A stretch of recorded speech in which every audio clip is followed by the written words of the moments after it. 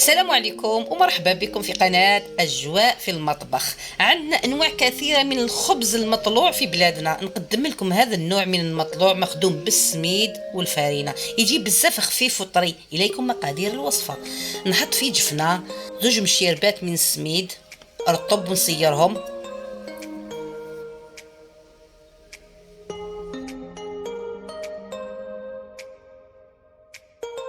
2 مشيربات من الفارينة أو الطحين ونصيرهم،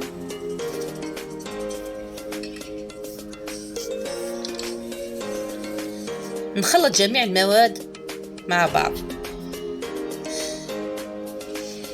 نحط مغرفة كبيرة ونصف من خميرة الخبز مع مغرفة كبيرة من السكر.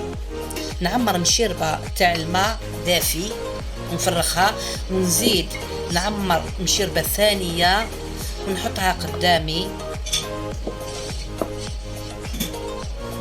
ونبدأ نلم فيها. نبدأ نفرغ بالعقل ونجمع في السميد والفارينة. كل مرة نزيد شوية ماء.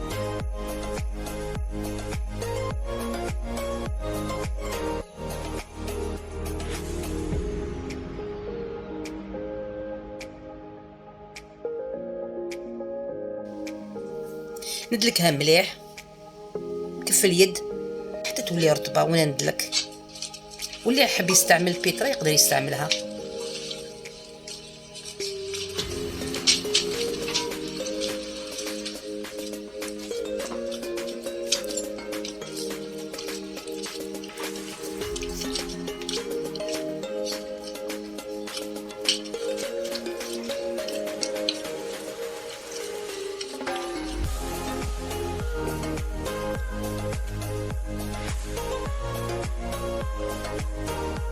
نغطيها ونخليها تخمر واحد 10 دقائق. نولي ليها نحط الملح في الطرف، ونزيد نحط الماء يكون دافي ونخلط. نبدأ ندخل الملح في العجين، ندخل الملح في العجين وانا ندلك.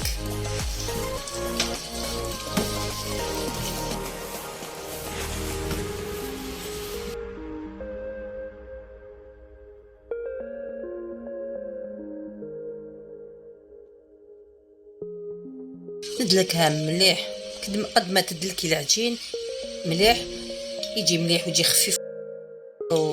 نحط السانوج، ملعقة صغيرة من السانوج، ونزيد ندخل السانوج داخل العجين.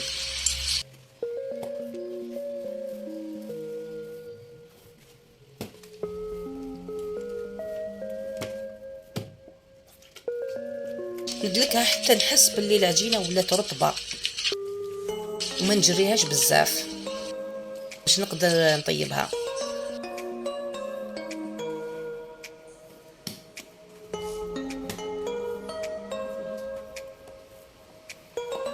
شوفوا العجينة كيف ولات.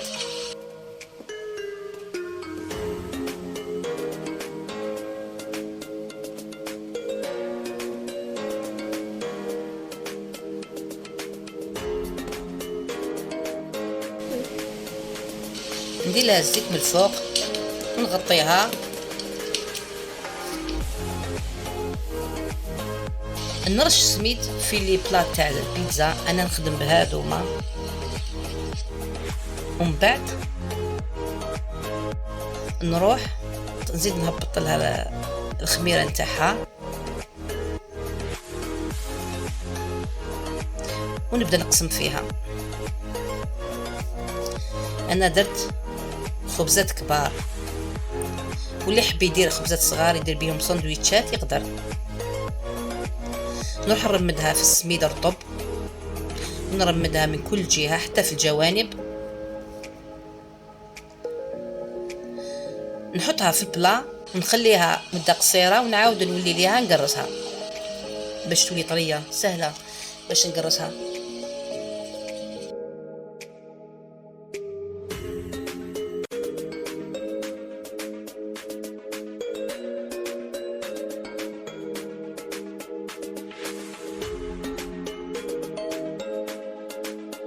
نقرصها مليح كتولي رقيقه ماشي خشينه بزاف. ومن بعد نروح نغطيها نقرصها ونخليها تخمر واحد 10 دقائق. نزيد القرصه الثانيه، انا جاوني 3 قرصات، نرمدها مليح في السميد، نرمدها من كل جهه، نحطها في البلا.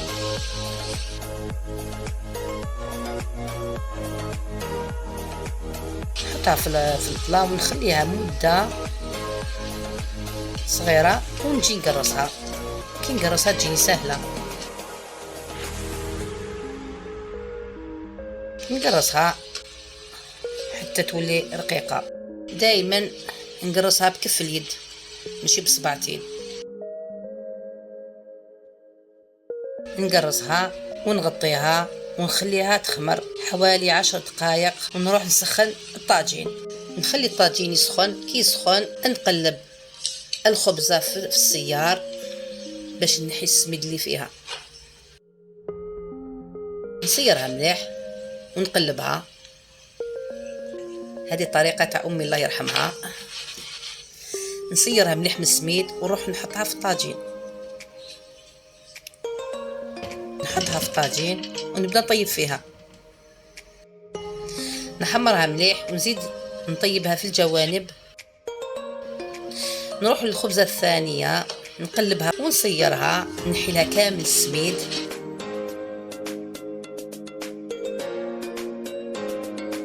بعد نحطها في البلا.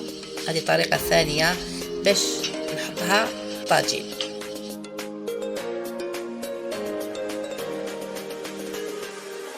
نقلبها في الوسط باش تخرج النفس.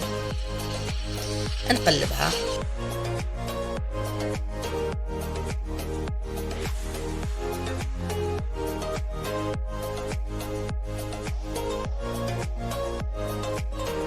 راني كملت طيبت المطلوع كامل. جاوني 3 خبزات كبار، واللي حب يديرهم صغار يدير بهم سندويشات يقدر. جا خفيف وطري وسهل التحضير. ان شاء الله تعتمدوا عليه وتفرحوا العائله تاعكم. اللي عجبته الوصفه يدير ابوني للقناه ويفعل الجرس باش يوصلكم الجديد. سلام.